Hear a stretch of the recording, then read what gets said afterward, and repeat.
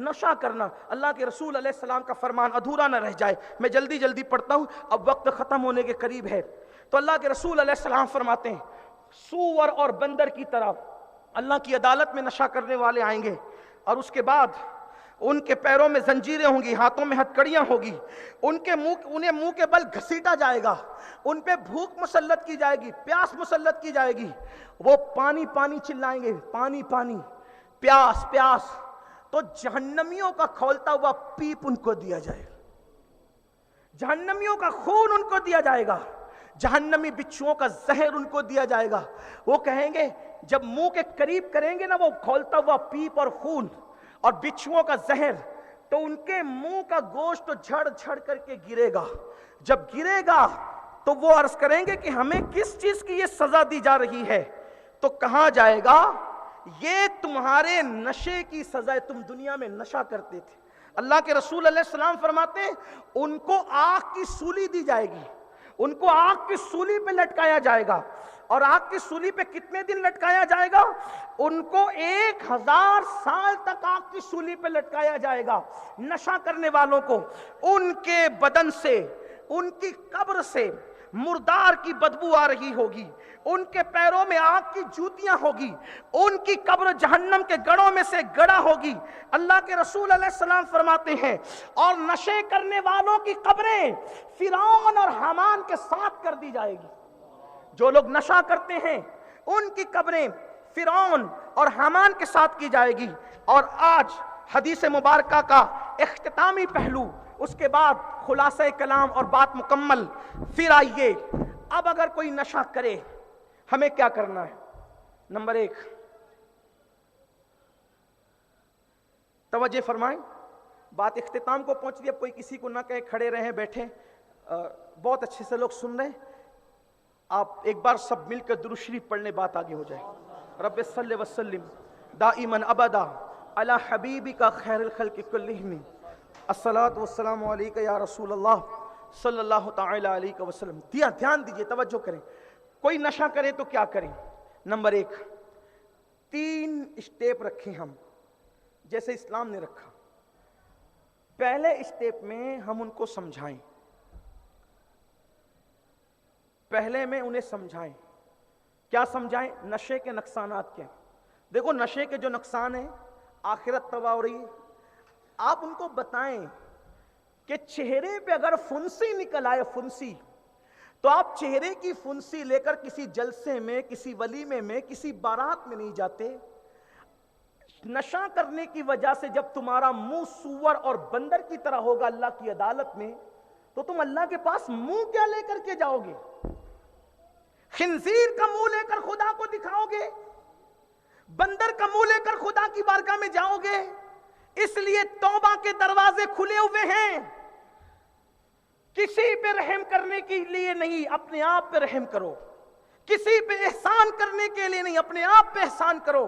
اور آج توبہ کر لو، توبہ کرو گے اللہ تمہیں معاف کرے گا۔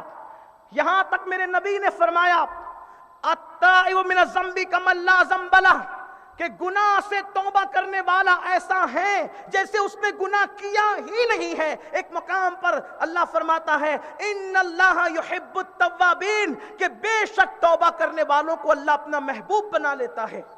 آؤ، بشر حافی جیسے شرابی نے توبہ کی، بشر نے توبہ کی، ولی بنا دیے گئے۔ 2 لاکھ حدیثیں انہوں نے یاد کی۔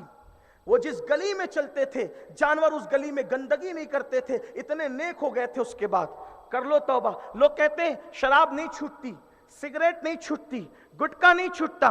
میں کہتا ہوں اگر انسان ماں کا دودھ جتنا لذیذ ہے، دنیا کی کوئی غذا اتنی لذیذ نہیں۔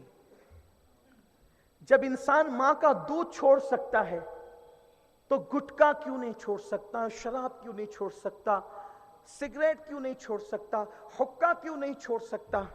یہ حقہ، سگریٹ، یہ سب تمہیں نشے کی طرف لے جاتے ہیں، انسٹالمنٹ پر تمہیں تباہ کرتے ہیں۔ ایک جرمنی کے ڈاکٹر نے آج سے 50 سال پہلے کہا تھا کہ تم دنیا کے آدھے شراب خانے اور نشہ خانے بند کر دو، میں آدھے دوا خانے، اور آدھے جرائم پیشے اور آدھی جیلیں بند کرنے کی ضمانت دیتا ہوں. جتنے نشے کھانے شراب کھانے جتنے زیادہ بند ہوں گے اتنی جیلوں کی ضرورت کم پڑے گی, اتنے دواخانوں کی ضرورت کم پڑے گی. لوگ کہتے ہیں آج صحت اچھی نہیں ہوتی, میں کہتا ہوں کل تو لوگ دریا کا پانی پیتے تھے ڈائریکٹ لے کر, آج تو تم فلٹر پانی پی رہے ہو, پھر صحت اچھی کیوں نہیں ہے؟ تو تم پانی فلٹر لے رہے ہو نا, لیکن وہ نشہ تو کر رہے ہو.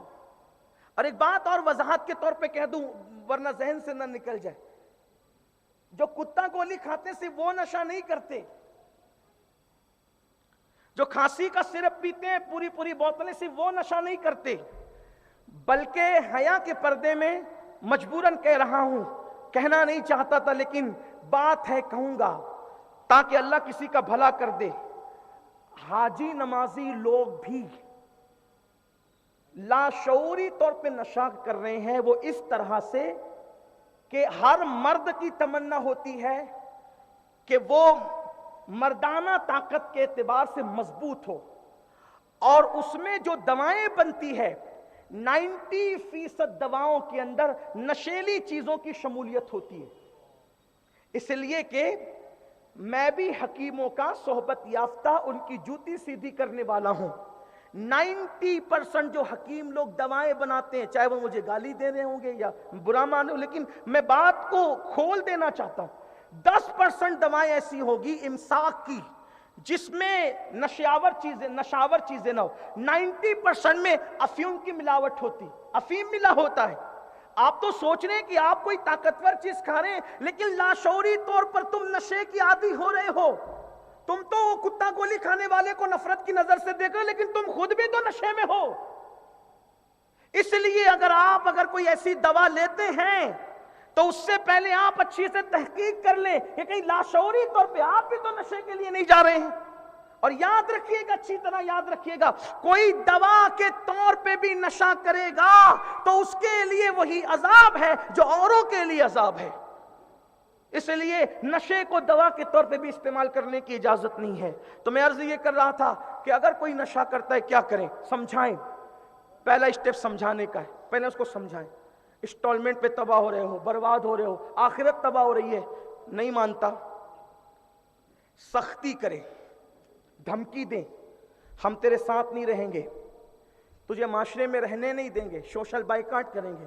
سدھر جائے تو ٹھیک ہے, اگر نہیں سدھرے تیسرا اسٹیپ یہ ہوگا ہم اس کا بائیکاٹ کریں. یہ میں نہیں کروں, اللہ کے رسول نے فرمایا. حدیث سن لیں, بات مکمل ہوتی ہے. اس حدیث کی راوی ام المومنین سیدہ عائشہ صدیقہ ہے. دیکھو یہ سوشل بائیکاٹ شوق نہیں ہے, بلکہ سوشل بائیکاٹ کی وجہ سے کسی کو سدھارنا مقصد ہے. وہ حدیث سنیں جو میں اب پڑھ رہا ہوں, کیونکہ ہم حدیث کے قرآن کے پابند ہیں. ام المومنین یہ رسول اللہ کی ازواج پاک میں سب سے چہیتی بیوی ہیں. 1/3 دین ان کے ذریعے سے ہمیں ملا ہے. وہ ام المومنین سیدہ عائشہ فرماتی ہیں کہ اللہ کے رسول علیہ السلام نے فرمایا, توجہ کریں, آقا کیا فرما رہے, دھیان سے, ادھر ادھر نہ دیکھیں, بات نہ کریں, اس طرف توجہ کریں. یہ اینڈ ہو رہی ہے گفتگو کا خلاصہ ہے. اللہ کے رسول علیہ السلام نے فرمایا, کیا نشہ کرنے والا اگر بیمار پڑے اس کو دیکھنے مت جاؤ, اگر وہ مر جائے اس کے جنازے میں شرکت نہ کرو, اگر اس کو بھوک لگے, نشہ کرنے والے کو بھوک لگے, وہ کھانا مانگے, اس کو کھانا نہ کھلاؤ. اب میرے نبی کا فرمان سنو, کیوں نشے والے کو کھانا نہیں دو گے؟ جب وہ تڑپے گا, بے چین ہوگا تو سدھرے گا, ورنہ کھانا تمہارے پیسوں سے کھائے گا, نشہ اپنے پیسے سے کرے. اور نشہ ہی ہے جو چوری پر, ڈکیتی پر اکساتا ہے. نشہ ام الخبائث ہے, اس کو یہ سارے جرائم کی جڑ ہے. زنا اسی سے بڑھ رہا ہے, قتل کی واردات اسی سے بڑھ رہی ہے, خودکشی کی واردات اسی سے بڑھ رہی ہے. یعنی نشے پہ کنٹرول اگر ہم نے کر لیا تو ہم اپنے شہر کو بہت بڑے جرائم سے پر روک سکتے ہیں اور کنٹرول کر سکتے ہیں. تو ام المومنین فرماتی, اللہ کے رسول نے فرمایا, جس نے نشہ کرنے والے کو ایک لقمہ کھلایا, ایک لقمہ, اللہ کے رسول فرما رہے ہیں نشہ کرنے والے کو جس نے ایک لقمہ کھلایا اللہ قیامت کے دن اس کے جسم پر سانپ اور بچھو مسلط کرے گا۔ نشہ کرنے والا قرض مانگنے آئے، قرضہ مت دینا اس کو، اللہ کے رسول فرما رہے یہ تیسرا اسٹیپ ہے، لیکن پہلے سمجھاؤ پھر دھمکی دو کہ ایسا کریں گے تیرے ساتھ، اگر نہیں مانتا عادی ہو گیا تو پھر یہ کرنا ہے۔ کیا کرنا ہے؟ آقا فرماتے ہیں نشہ کرنے والے کو قرض مت دو، جو نشہ کرنے والے کو قرض دے گا گویا اس نے کسی مسلمان کو قتل کرنے پر مدد کی، یعنی کسی مسلمان کو قتل کرنے پہ مدد کرنے کا جو جرم ہے وہی نشہ کرنے والے کو قرض دینے کا جرم ہے۔ اس کو قرضہ نہیں دینا آپ نے، اگر اس کو کوئی حاجت ہو اس کی حاجت پوری نہ کرو۔ اللہ کے رسول علیہ السلام فرماتے ہیں جس نے نشہ کرنے والے کی حاجت پوری کی گویا اس نے اسلام کو ڈھانے میں مدد کی۔ اور پھر فرمایا جب نشہ کرنے والا تمہاری محفل میں آئے اور تمہیں پتا ہو کہ یہ نشہ کرتا ہے اس کو بیٹھنے مت دو، اس کو عزت سے نہ بٹھاؤ، اس کے لیے جگہ مت کشادہ کرو، اس کو مت بیٹھنے دو، بلکہ یہاں تک فرمایا جو لوگ نشہ کرنے والوں کی صحبت میں دنیا میں بیٹھیں گے اللہ تبارک و تعالیٰ ان پر لعنت نازل فرمائے گا۔ ان کی صحبت میں بھی مت بیٹھو، نشہ کرنے والوں کے ساتھ مت بیٹھو، ساتھ مت اٹھو۔ لیکن یہ کون سی منزل ہے؟ یہ آخری منزل ہے۔ اب میں نشہ کرنے والے بھائیوں کو کہتا ہوں میرے بھائیوں آپ کا سوشل بائیکاٹ یہ آخری راستے ہمارے لیے، لیکن پہلے ہم آپ کو سمجھا رہے ہیں خدا کے لیے میرے بھائی مرے گا، جلدی مرے گا، سسک سسک کے مرے گا، تباہ ہو کے مرے گا۔ نشہ پھیپڑے خراب کرے گا، نشہ کینسر میں مبتلا کرے گا، نشہ تیرا خون سکھا دے گا، نشہ تجھے طرح طرح کی بیماریوں میں مبتلا کر دے گا، نشہ تجھے کہیں کا نہیں رکھے گا، نشہ تیری کڈنیاں خراب کر دے گا۔ اللہ اکبر میرے بھائیوں اللہ کے لیے نشے سے توبہ کر لو۔ ایک تو تم بیمار پڑو گے، سسک سسک کے مرو گے، اور دوسرا کم از کم اپنے بچوں کی طرف دیکھو، کم سے کم اپنی ماں کی طرف دیکھو، کم سے کم اپنی بہن کی طرف دیکھو۔ بس اسی پہ بات مکمل کرتا ہوں۔ او نشہ کرنے والے میرے جوان، اگر تو نشہ کرے گا تو تیری بہن کے جہیز کا انتظام کون کرے گا؟ اے نشہ کرنے والے اگر تو نشہ کرتا رہے گا تو تیرے بچوں کے تعلیم کا انتظام کون کرے گا؟ اے نشہ کرنے والے اگر تو نشہ کرے گا تو تیری ماں کی پرورش کون کرے گا؟ کیا ہم نے اپنی آنکھوں سے اسی شہر کے اندر نہیں دیکھا کہ جو نوجوان نشے کی لت میں گرفتار ہو گئے نہ وہ کمانے کے قابل رہے نہ وہ کھلانے کے قابل رہے، وہ بوجھ بنتے چلے گئے، بوجھ اٹھانے کی بجائے بوجھ بنتے چلے گئے۔ او نشہ کرنے والے میرے نوجوان بھائی، ہو سکتا ہے جب تو کمائے گا نہیں تیرے ماں باپ کسی مسجد کے زینے پر بھیک مانگنے پہ مجبور ہو جائیں گے۔ او بے غیرت جوان، کیا تجھے پسند ہے کہ شراب کے کڑوے گھونٹ یہ چند لمحے کے نشے کی وجہ سے وہ ماں باپ کو تو بھیک مانگنے لگائے گا مسجد کے دروازوں پر؟ جس ماں نے تجھے 9 مہینے تک اپنے پیٹ میں رکھا، جس باپ نے نہ سردی دیکھی نہ گرمی دیکھی نہ بارش دیکھی نہ دھوپ دیکھی، کچھ نہیں دیکھا تیرے باپ نے، اس نے تجھے انگلی پکڑ کر کے چلنا سکھایا، اس نے تجھے بولنا سکھایا۔ ہاں وہ دھوپ میں محنت مزدوری کرتا تھا اور تجھے پالتا تھا، تجھے بڑھاتا تھا۔ جب تو جوانی کی دہلیز پہ پہنچ رہا تھا تو تیرے ماں باپ یہ سوچتے ہوں گے